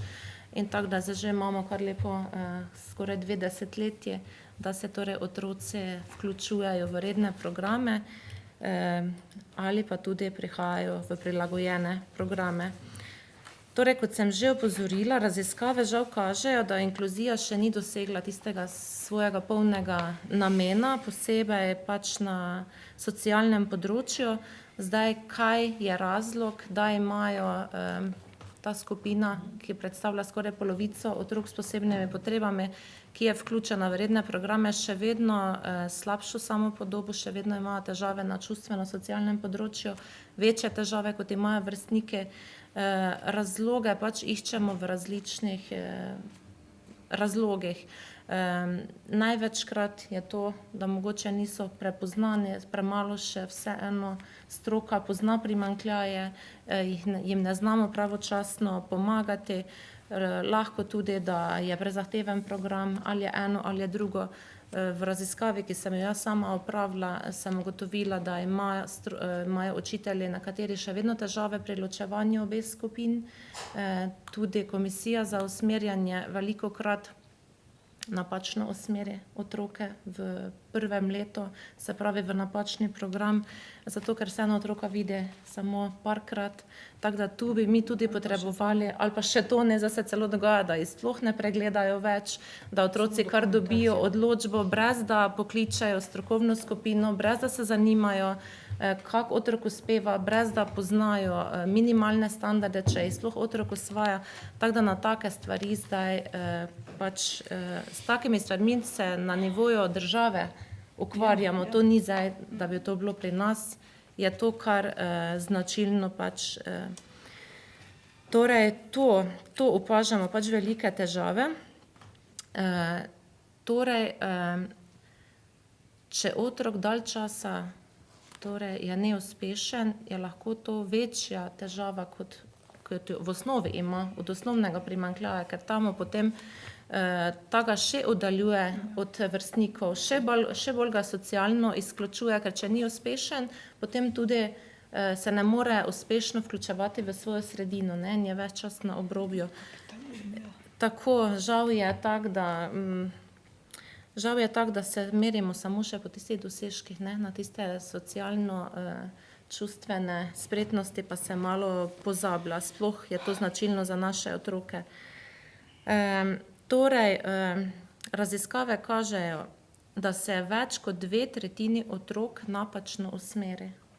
To pomeni, da so usmerjeni, govorim za otroke z intelektualnim primanjkljajem, da so najprej usmerjeni v redne programe in šele potem čez par let se ugotovi, da je pri otroku torej prisotna motnja v duševnem razvoju in da program ni ustrezen. Kaj v tem času doživljajo otroci, si lahko samo predstavljamo, v tem času doživljajo neuspehe, večkrat ponavljajo in stroka zelo odsvetuje ponavljanje razredov, zato ker jih to socialno še bolj izključuje, ker izgubijo stik s svojimi vrstniki, hkrati pa si pridobivajo neustrezne vedenjske vzorce od mlajših otrok in tudi niti znanja torej ne pridobivajo kvalitetno in še socialne spretnosti, ki so bistvene za te otroke, se ne razvijajo, ne, posledično pa so tisti neustrezni vedenjski vzorci, ki postajajo prisotni. Tako da tu mi opozarjamo na veliko težavo v strokovnosti komisij. Jaz mislim, da bi si komisije morale vzeti malo več časa, malo več sodelovati z šolo, ampak žal zdaj tako je, kot je. Ne, torej, če gremo naprej, torej bi rada poudarila, da so socialne spretnosti zanemarjene in socialne spretnosti pa so sploh predpogoj, da se otrok lahko potem nadalje razvija in v času nadaljnjega izobraževanja poklicnega, kje še le prehod na trg dela. Potem so čustveno izruvani, samopodoba je zelo slaba in se potem res osebnostno ne znajdejo. Da pa ne bi samo govorila o tisti skupini, tudi skupina otrok z intelektualnim primanjkljajem se srečuje z enakim problemom, socialna izključenost, ampak ni toliko problem, da bi toliko časa porabili za osvajanje znanja, ker imajo prilagojeni predmetnik in se veliko časa lahko nameni socialnim spretnostim. Tukaj pa je težava, da so ločeni iz svojega okolja, ne, tam, kjer se nahajajo njihovi vrstniki. Tako da tukaj šole, zavodi načrtno razvijajo socialno vključenost. Mi smo se na naši šoli tega lotili tako, da načrtno naše otroke družimo z vrstniki iz rednih šol, da bodo lahko vzdrževali stike v svojem lokalnem okolju in načrtno jih tudi družimo z vrstniki z sosednjih šol s prilagojenim programom, zato ker vemo, da se bodo srečevali potem v poklicnem izobraževanju. Tu jim maksimalno olajšamo tisti prehod, ko nas dnevno zapuščajo in grejo v okolje in ko nas bodo zapustili, ko bodo zaključili torej naše izobraževanje, ne. Torej nam je cilj, da koliko moremo jih pripravimo na življenje, da z njimi načrtujemo življenjske cilje, da jih ne vidimo samo v tem obdobju, 9 let, ko so pri nas, ali pa da eni še imajo podaljšano, ampak da gledamo, kaj se bo z njimi zgodilo naprej, tako da jih celostno obravnavamo, podobno recimo, kot bo zdaj celostna obravnava predšolskih otrok, ker mi tega še nimamo urejeno, tako da moramo sami si pomagati. Zaradi tega smo se tudi letos prijavili na projekt, ki se imenuje spodbujanje socialne vključenosti. Ravno za to gre. In sicer se bo za vsakega otroka pripravil tranzicijski model, tako kot se bo za predšolske, ko ste vi govorili, pripravil program, tako bo za naše pripravljen tranzicijski načrt, kjer se bodo določila močna področja, interesi, sodelovali bodo starši, šola in pa delodajalci, kjer bodo naši učenci že, ko nas bodo zapuščali, opravljali praktično delo. To pomeni, da jih ne bomo zapustili pač v tem času, ampak jih bomo spremljali tudi v nižje poklicne izobraževanje, ker ta tranzicijski načrt bo potoval z njimi. Tako kot je prej dr. Kolarič povedal, je težava tu, smo se zavedali, ampak smo ves čas iskali poti, kako to luknjo tu zapolnimo, da ne pustimo otroke potem, ko odhajajo, da se sami znajdejo. Tako da ta razpis je razpisalo Ministrstvo za šolstvo, mi smo v konzorcijski skupini, nosilec je Cirius Vipava, tako da začnemo kar hitro z tem projektom. Sem videla, da tudi vi sodelujete z njimi. Torej, cilj nam je staršem olajšati skrb oziroma malo jih razbremeniti, kaj bodo počeli s svojim otrokom, da jim potem ne ostane doma brez dela. Program smo poimenovali program dodatnega usposabljanja, ker Cirius Vipava je že imel izkušnje s tem in smo program zdaj nadgradili. Torej, otroke opremiti z dodatnimi znanji, ki jih sicer naš načrt pač ne vsebuje, jih ne omogoča, ampak jih bodo zdaj hkrati v zadnjem triletju lahko pridobivali. Cilj tega projekta ministrstva je, da se to tudi sistemsko uredi, tako kot se zdaj ta zakon sistemsko ureja. Je tudi cilj, da se sistemsko ureja vključenost, torej na koncu izobraževanja osnovnošolskega v poklicno in pa potem na trg dela.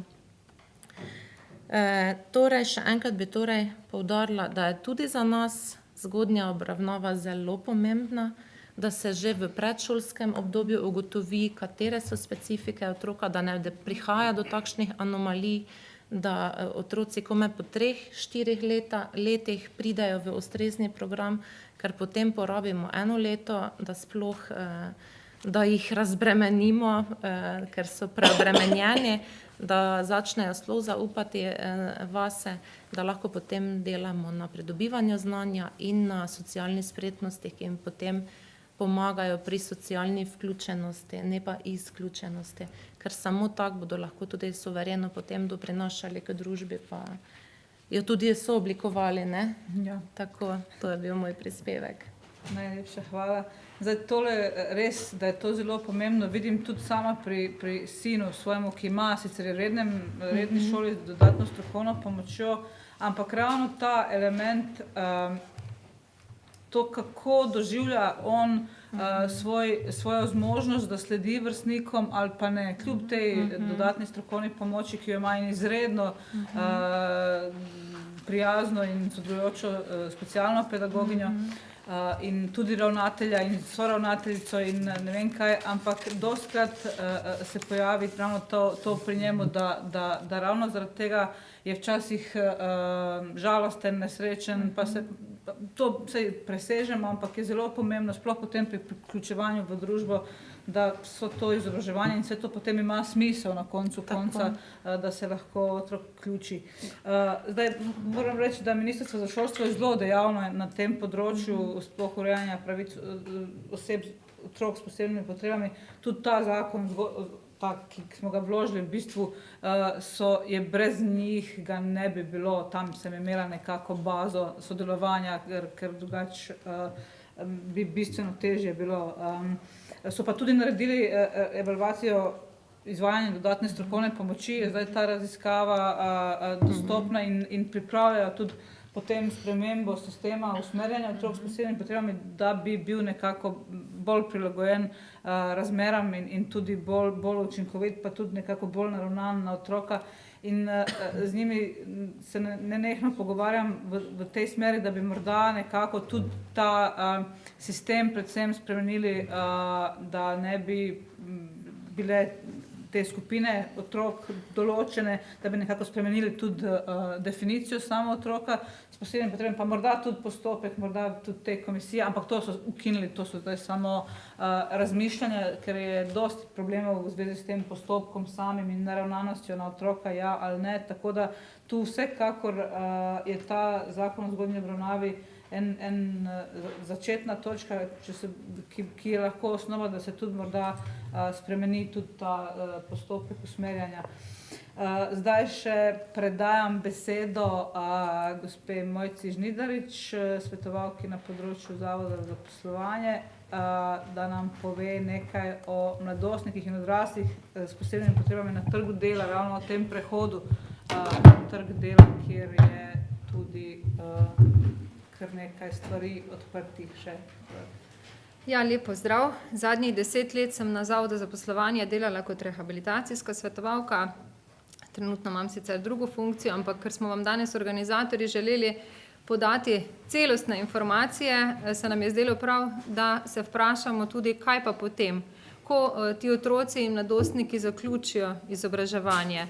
Na trg dela seveda pridejo tisti, ki zaključijo osnovno šolo s prilagojenim programom, ponavadi nadaljujejo še v kakšnih nižjih poklicnih šolah. Seveda imajo odprte tudi nadaljne možnosti, dostikrat se zgodi, da kdo tudi nadaljuje, potem tudi v poklicnih šolah. Včasihkrat se tudi preforsirajo možnosti, ne, ti otroci imajo svoj limit in se pri nas po tistih dolgotrajnih postopkih zaposlitvene rehabilitacije, ki vam bom jih tudi predstavila, ugotovi, da je otrok nezaposljiv. Kaj pa sploh doživlja vse, torej v svoji življenjski poti, izobraževalni poti, je pa res vprašanje, ki ga je izpostavila ravnateljica Mojca Visenjak. Torej, temeljno načelo vsake demokratične družbe je, da se otrokom s posebnimi potrebami zagotovi enake možnosti in pravice, da pridobijo delo, zaposlitev in da ga tudi ohranijo. Delo primerno svojim sposobnostim. Sami veste, da je na trgu dela že vsem ostalim težko iskati zaposlitev, se težko znajti, kaj šele osebam, ki imajo določene ovire.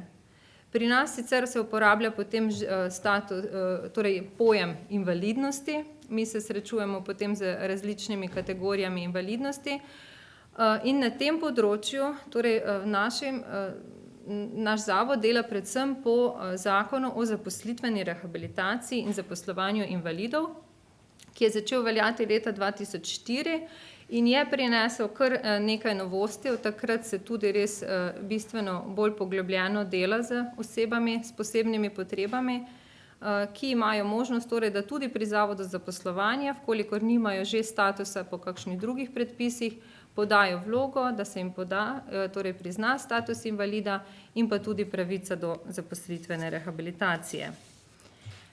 Torej, kaj je bil namen tega zakona? Seveda povečati stopnjo zaposlenosti, povečati zaposljivost, potem prehod izplačevanja pasivnih denarnih nadomestil oziroma pasivnih pravic v aktivne, večja socialna vključenost vseh teh oseb in pa predvsem tudi kreiranje ustreznih novih delovnih mest, primernih glede na njihove pogoje in zmožnosti za delo. Zakon o zaposlitveni rehabilitaciji je prinesel oziroma na podlagi njega je bil ustanovljen tudi sklad za spodbujanje zaposlovanja invalidov, ki določa določene pravice tako za invalide kot tudi za delodajalce. Na kratko bom predstavila tudi te finančne ugodnosti, ki jih imajo podjetja, če zaposlijo invalidne osebe. Kajti Statusov, kot sem rekla, je več. Večinoma javnost pozna, ali pa vsi poznamo najbolj delovne invalide, to so tisti invalidi, ki dobijo invalidnost tekom zaposlitve, tekom svoje delovne vključenosti in to invalidnost jim prizna Zavod za pokojninsko in invalidsko zavarovanje. Večina delodajalcev, večina podjetij pa ne ve, da se jim v kvoto za zaposlovanje invalidov štejejo tudi ostali invalidi. Torej, ali je človek dobil invalidnost po predpisih teh naših, Zakon o zaposlitveni rehabilitaciji, ali je oseba končala osnovno šolo s prilagojenim programom in ima odločbo o usmerjanju, ali odločbo o kategorizaciji, ali ima, ne vem, zelo visoko telesno okvaro, ali je vojaški invalid. Vse te osebe se podjetjem štejejo v kvoto za zaposlovanje invalidov. Torej, kot rečeno, Zavod za zaposlovanje delamo na podlagi tega zakona in pri nas lahko osebe, ki nimajo po nekih drugih predpisih, torej nimajo dovolj delovne dobe oziroma tekom izobraževanja niso imele ustrezne odločbe, lahko podajo vlogo, da se jim dodeli status invalida. Mi imamo seveda tudi zunanjo zdravniško svetovalno službo, zaposlene imamo psihologe, rehabilitacijske svetovalke, ki potem res tudi en tim, tudi z zunanjimi koncesionarji sodelujemo, ki jim je država podelila koncesijo, da se ukvarjajo z usposabljanjem in zaposlovanjem invalidov. Torej, možnost je, da se tudi ta status uredi pri nas, kajti le invalidi imajo pravico, možnost do zaposlitvene rehabilitacije. Rehabilitacijo poznamo v praksi največ poklicno rehabilitacijo ali pa to zaposlitveno rehabilitacijo. Poklicno rehabilitacijo prizna delovnim invalidom ZPIZ, se pravi, gre za možnost prekvalifikacije ali preusposabljanja na delovnem mestu oziroma za drugo delo. To bi naj bila temeljna pravica iz invalidskega postopka, žal pa se v praksi zelo malo uveljavlja, več se podeljuje teh pasivnih pravic, nadomestil za invalidnost, ki pa so dejansko v zadnjih letih izredno nizka, nižja od denarnih socialnih pomoči. To, kar sem danes gospe poslanki že rekla in bom tudi malo širše ta problem izpostavila na željo nekaterih invalidov. Torej, tekom rehabilitacije zaposlitvene pa gre torej, da se skozi delo, skozi usposabljanje ljudje priučijo za drugo delovno mesto. Torej, ne gre za izobraževanje, ampak gre za usposabljanje na delovnih mestih in tekom te zaposlitvene rehabilitacije tudi ti strokovnjaki, v glavnem so to zunanji timi, ocenjujejo in vidijo, koliko pa človek sploh zmore. Ne vsi niso za odprti trg dela, vsi ne moremo določenega dela opravljati 100% in potem se v bistvu ocenjuje delovna učinkovitost teh invalidov in na koncu rehabilitacije so različni izhodi. Možnost je torej zaposlitve na odprtem trgu dela, normalnih podjetjih, kjer je seveda danes vseeno zaposlenih največ invalidov, okrog 25.000 jih je zaposlenih na odprtem trgu dela. Če človek dosega, se pravi tam nad 70% delovnega učinka, se lahko zaposli normalno na vseh teh delovnih mestih, v normalnih podjetjih, je pa možnost, da si podjetje strani sklada uveljavlja subvencijo, torej plače do 30%, koliko človek ne zmore upravljati svojega dela, je možna subvencija plače. Kolikor invalid zmore manj, se pravi glede na tiste predvidene delovne učinke, ki jih zmorejo ostali, nekje med 30 do 70%, če je vsaj ta delovni učinek, je možnost zaposlitve v zaposlitvenih centrih. V Sloveniji imamo nekaj čez 50 zaposlitvenih centrov in od lanskega leta imamo prvi zaposlitveni center tudi v Ormožu, je tudi predstavnica danes z nami. Se pravi, tukaj se zaposlujejo ljudje, invalidi, ki imajo izdano odločbo o zaščitni zaposlitvi. Gre za zaščitena delovna mesta pod vodstvom oziroma delom ustreznih mentorjev. Večkrat se tudi zgodi, da človek ne zmore niti 30% nekje teh delovnih učinkov, takrat se pa ljudem izda odločba o nezaposljivosti, se pravi, da niso konkurenčni na trgu dela, ne morejo se zaposliti in biti produktivni, imajo pa možnost takrat socialne vključenosti, tudi to možnost imamo v Ormožu zadnje 2-3 leta, socialna vključenost in pa seveda tudi drugih oblik finančnih pomoči, kot je varstveni dodatek in te trajne denarne socialne pomoči. Tako da določeni izhodi so. Zdaj, glede na postopek je dolgotrajen pri tej rehabilitaciji, najbolj pereč problem so dolge čakalne dobe. Torej, glede na te izhode, možnosti so različne, torej, kot rečeno, pa je največ torej, invalidov vseeno zaposlenih na odprtem trgu dela. Statuse invalidov torej sem naštela, bi pa rekla, da vsa podjetja, kaj pomeni ta kvotni sistem, vsa podjetja, ki imajo nad 20 zaposlenih, zakonsko zapadajo v ta sistem, da tudi morajo zaposlovati kakšnega invalida. Določeno je od 2 do 6% glede na dejavnosti, ta stopnja je različna. Če torej ne, vseeno se odločijo, da ne zaposlujejo invalida, potem mesečno v sklad za invalide plačujejo 70% minimalne plače kot neke vrste kazen oziroma nadomestilo, iz katerega se potem črpajo pravice za druge invalide, ki so zaposleni torej drugje, oziroma za podjetja, ki pa dobivajo nagrado za preseganje kvote. Če podjetja, ki so manjša, ki niso zavezana k temu zakonskemu zaposlovanju invalidov, pa vseeno zaposlujejo invalide, so pa tudi finančno nagrajena in sicer ne rabijo plačevati prispevkov za pokojninsko invalidsko zavarovanje in pa prvo leto dobivajo tudi nagrado za preseganje kvote.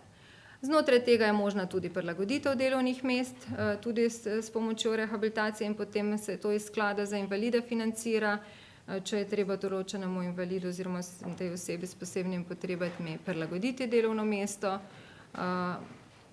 Potem se tudi iz sklada financirajo ravno te razlike v plači, kot sem rekla prej, če človek ne zmore opravljati v celoti svoje naloge, ali torej je to v zaposlitvenih centrih ali v invalidskih podjetjih, ki jih prej nisem še omenila, ali pa v običajnih podjetjih, kjer je pač tudi do 30% možno. Obstaja tudi možnost nadomestne izpolnitve kvote, kjer pa lahko podjetja, ki sama se ne odločijo, da bi zaposlovala invalide, sklenejo poslovno pogodbo s kakšnim invalidskim podjetjem ali zaposlitvenim centrom in njim nudijo delo, je pa tu višina potem za 15 minimalnih plač letno mora biti ta višina. Torej, kot sem rekla, na odprtem trgu dela je vseeno zaposlenih največ invalidov in tudi spodbuja se še naprej, da bi se tudi čim bolj zaposlovali, zato so te določene finančne ugodnosti. Bo pa zagotovo potrebno še tukaj narediti kaj več tudi na družbeni odgovornosti podjetja, pa ne vem, mogoče sama sem še včeraj o tem razmišljala, tudi mogoče o kakšnem certifikatu, kot obstaja družini prijazno podjetje, bilo tudi osebam s posebnimi potrebami prijazno podjetje ali karkoli, nekaj, kar se mi zdi, da ni vse financah, tukaj, da pa vseeno se pa da nekako vplivati tudi še z drugimi dejavniki, ki bi pa mogoče prinesla temu, da bi podjetja bolj v svoje sredine zaposlovala tudi osebe s posebnimi potrebami. Torej, v Sloveniji imamo 144 invalidskih podjetij, kjer je zaposlenih okrog 5500 invalidov in pa kot rečeno 56 zaposlitvenih centrov, kjer je tudi zaposlenih čez 500 invalidov na teh zaščitenih delovnih mestih. Tudi tu moram reči, da v zadnjih teh 10 oziroma 12 letih, odkar je zakon o zaposlitveni rehabilitaciji, se naredilo marsikaj. Tudi te čakalne dobe, ki so verjetno tudi zaradi tega, ker je bilo ogromno ljudi s težavami na zavodu. Tudi zdaj rečemo, brezposelnost se zmanjšuje, res je, se zmanjšuje, ampak v glavnem grejo tisti neposredno zaposljivi, ostaja nam pa trdo jedro tistih, ki so dolgotrajno brezposelni, ki imajo kakšnokoli ovire, ki so nemobilni in vse drugo. Tako da tu na tem področju bomo pa morali še kar nekaj narediti. Hvala. Najlepša hvala še za tole zdaj predstavitev možnosti in nekako stanja na tem področju. Zdaj smo govorci povedali, kar smo imeli za predstaviti. Je morda kakšno vprašanje od vas cenjena publika v zvezi s katerokoli od teh stvari, ki smo jih predstavili danes na tej okrogli mizi. Vidimo, da je veliko stvari, ki jih je še treba urediti. Kot sem pa tudi na začetku povedala, veliko stvari imamo kar dobro urejenih. Jaz sem rada v družbi ožji in širši tista, ki vedno pove in spomni ljudi, da moramo ceniti, da imamo tisto, kar imamo. Že ko sem se pripeljala sem vsem povedala, kakšno lepo okolje je, ko se pripelješ tu po cesti iz Maribora do Ormoža. Ampak seveda veliko stvari je še za urediti. No. Tako da, če bo kdo... Med nami imamo tudi predstavnico Sožitja v Ormožu, pa bi jo jaz povabila, da nam predstavi en primer dobre prakse, kar se tiče zgodnje obravnave, ker en center že deluje v okviru društva Sožitje. Tako da prosim. Ja, izvolite, boste prišli, da se bo v mikrofon slišalo, ker... Aha. Bo šlo to. Bo, evo, tako je, ker... Ja. Lepo pozdravljeni tudi v imenu lokalnega društva Sožitje, sicer je pa z mano tudi predsednica Zveze Sožitje, ki bo mene potem dopolnila. Na tem današnjem srečanju bi rada predstavila primer dobre prakse iz naše ožje okolice, sicer pa tudi drugje po Sloveniji poteka podobna obravnava. Torej, Zveza Sožitje in s tem tudi naša društva so bila v tistem času oziroma v sedanjem času, ko še sistemska skrb za otroke, torej predšolske otroke, ni urejena.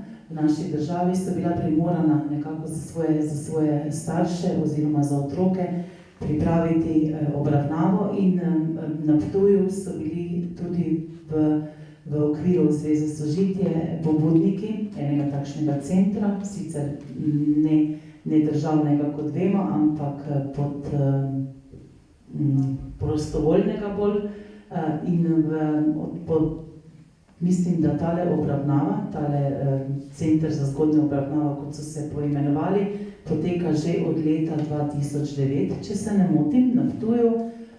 V njem sodelujejo nevrofizioterapeutka, logopedinja in nekaj časa je sodelovala tudi specialna pedagoginja, zdaj več ne. Od začetka so bili financirani izključno iz sredstev, ki so jim jih dali, ki jim je dal Društvo za Downov sindrom Slovenije, ki je bil nekaj časa tudi v okviru Sožitja. Zdaj zadnje 4 leta pa poteka tale obravnava v okviru centra s pomočjo financ Zveze Sožitje. Zdaj sta tu 2 obravnavi, to moramo povedati, da ne bo mogoče tisti, ki bolj to poznajo, da ne bodo skeptični do tega. Torej, tisto, kar financira Zveza Sožitje, tisto je zgodnja obravnava. Do te so upravičeni otroci, ki še ne hodijo v šolo, torej ki so še v vrtcu ali pa doma. Potem pa še vedno poteka nekaj obravnave za tiste, ki so začeli kot zgodnjo obravnavo, pa so jo zdaj že prerasli in so že skoraj nekateri šolo obvezni ali pa odrasli. Tisti pa še vedno obiskujejo ta center, vendar njihovo financiranje še vedno pokriva Društvo za Downov sindrom, ki se pa trudi na različne načine sredstva pridobiti. Toliko je to. V našem ormoškem okolju smo midve s kolegico oziroma s sodelavko ali kakorkoli bi jo že imenovali Natašo in z mojo sodelavko Matejo se trudili dobiti koga izmed otrok oziroma spodbuditi starše k temu, da bi se vključili v to našo zgodnjo obravnavo, v ta naš center, vendar nam v 2 letih zaenkrat še ni uspelo. Zdaj, ko bo pa to sistemsko rešeno, ko bo to na ravni države, mislim, da bo to steklo drugače, ker ne bo potrebno niti voditi na Ptuj. Če sem prav razumela, dr. Kolariča bo razvojna ambulanta začela delati tudi v Ormožu in bo to vse skupaj bolj dostopno. Me pa posebej veseli, bom s tem tudi zaključila v tej razpravi, da ste z zakonom dosegli to, da ne bo odvisno od lokalne skupnosti, kako bo tole potekalo. Jaz imam zelo slabe izkušnje in potem eno dobro izkušnjo od takrat, ko smo ustanavljali varstveno-delovni center v Ormožu.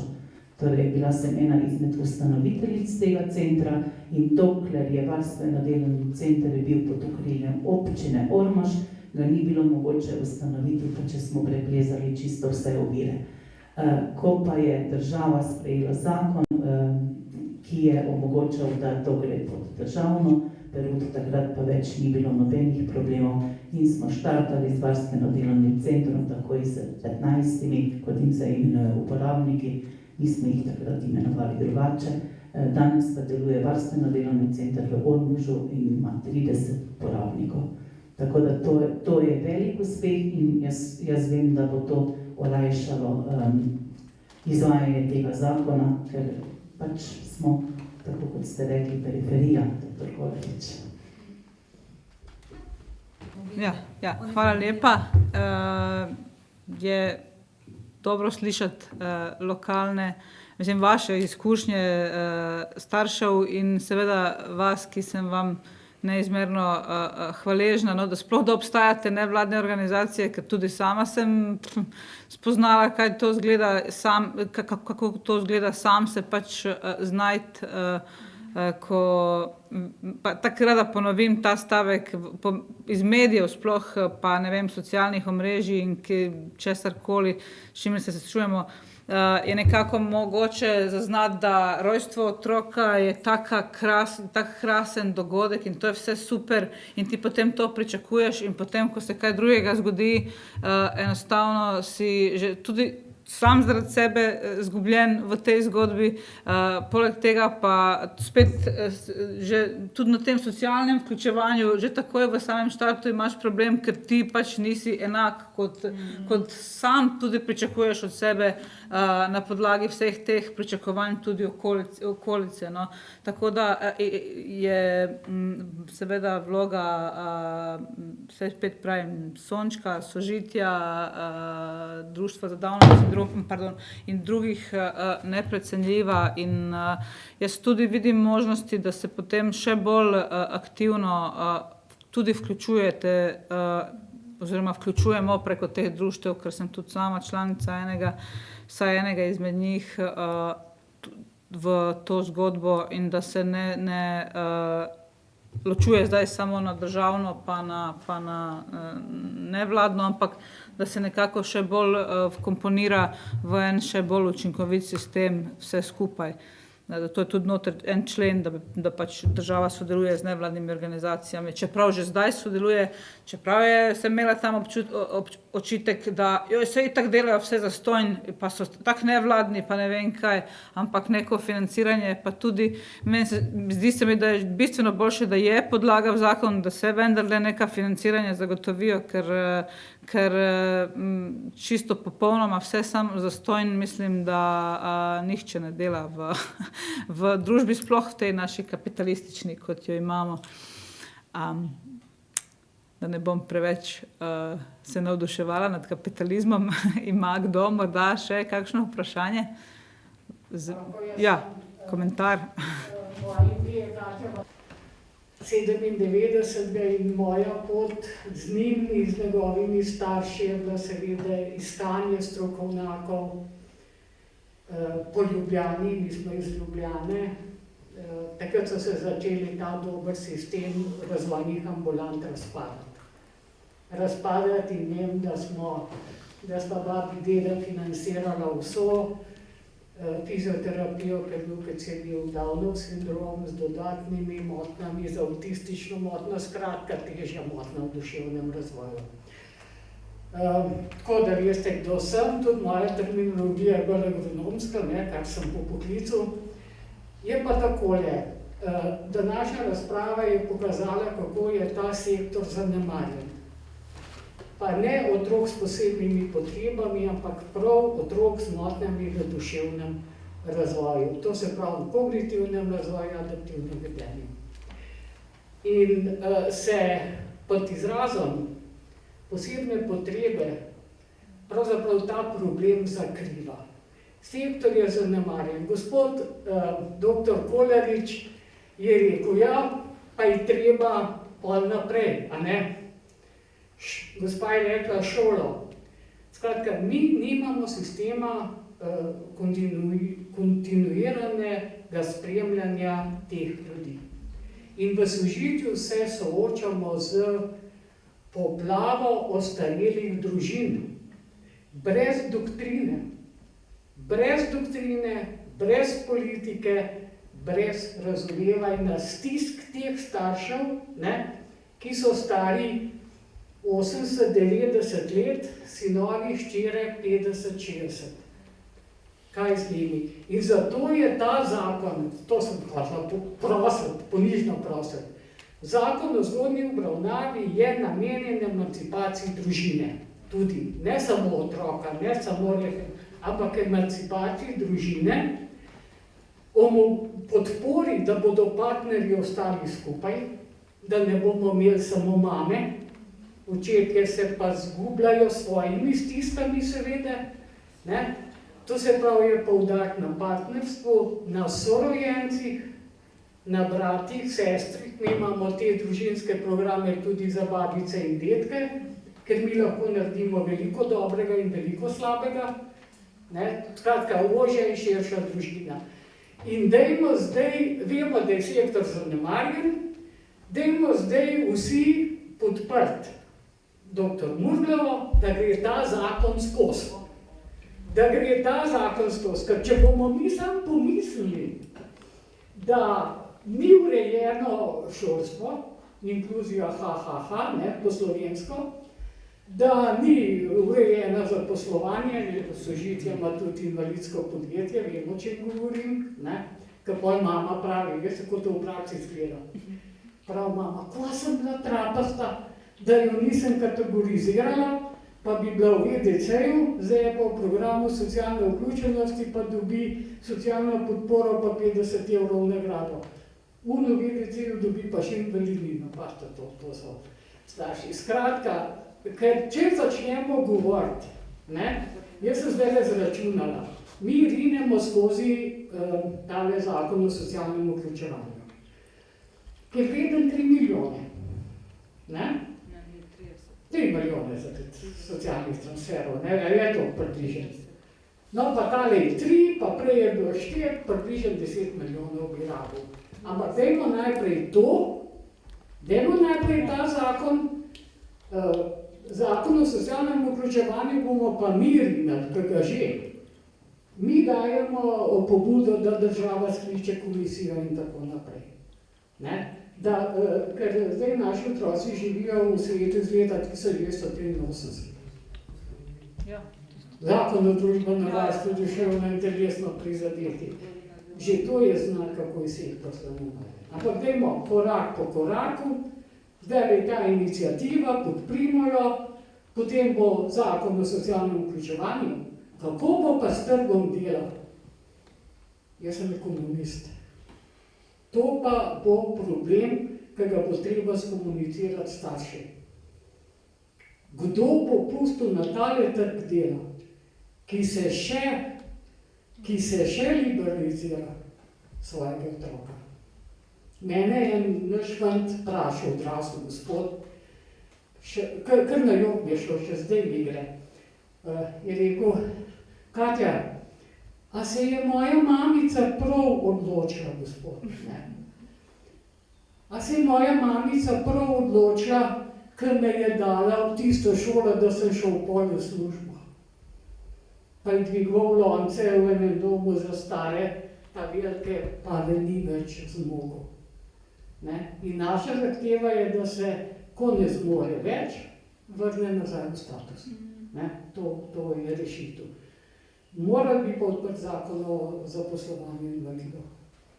Ker tukaj so pa evropske pomoči in vse te druge stvari. Tako, jaz prosim, da podpremo dr. Murglovo, vse nevladne organizacije iz tega, ravno iz tega kroga motenj v duševnem razvoju, smo javno napisali, ne, podporo. Druge probleme pa dajmo, če smo, 83 leta čakali, bomo pa še poleta, je tako. Hvala lepa. Najlepša hvala. Ja, saj v bistvu podpora zakonu sploh ni vprašanje. Mislim, da 27. bomo imeli zdaj junija drugo obravnavo zakona na odboru za šolstvo Državnega zbora. Čakamo še pripombe zakonodajno-pravne službe, to je tisti najbolj zgoščen del postopka in je treba zamandmirati, potem, če bo kaj treba, verjetno bo, glede na to, da imajo vedno kakšne pripombe, potem pa je tretja obravnava julija in zakon bo sprejet. Tako da, ker so vse poslanske skupine za in to se zelo redko zgodi, pri osebni asistenci smo imeli zakon o osebni asistenci tudi soglasno podporo in tu sploh ni dvoma. Je pa, zdaj mi je kolegica Katja dala kar nekaj iztočišč za nadaljnje delo in se strinjam, že, da je treba tudi eno strategijo s temi osebami od rojstva do smrti in te druge stvari še odpirati, tako da, kot sem prej povedala, tudi v pogovoru z kolegi, tukaj ne bo nam zmanjkalo dela. Jaz osebno pa to vidim kot neko osebno poslanstvo in videla sem tudi veliko vas že, ki enako to jemljete in ne bo zmanjkalo, tudi če zdaj bodo moji otroci še v tem, ali bodo ali ne bodo, vsekakor je nekaj, na čemer mislim, da bom delala vse življenje. Tako da bomo skupaj potem pa na naslednje stvari šli pa jih poskušali urejati čim bolj. Hvala lepa. Če nimate več nobenih vprašanj, bi se jaz potem kar zahvalila za vašo pozornost danes in zaključila tole okroglo mizo in tudi sogovorcem bi se prav lepo zahvalila in res izrazila še enkrat veselje, da bomo ta zakon imeli. Jaz res upam in sem prepričana, da bo prispeval k izboljšanju stanja na tem področju. Sploh, kako se pogovarjam tudi z še kakim zdravnikom, še kakim strokovnjakom, še kom, vsi nekako pritrjujejo temu, da bo izboljšanje, bomo ga pa skupaj potem, ko enkrat bo, pa še nadgrajevali, pa ugotavljali, kaj je treba izboljšati, kaj je treba dodati, če pa tega kamna še ni, nimamo na čem delati dalje. Torej, hvala lepa vsem in upam, da se vidimo še kdaj. Hvala.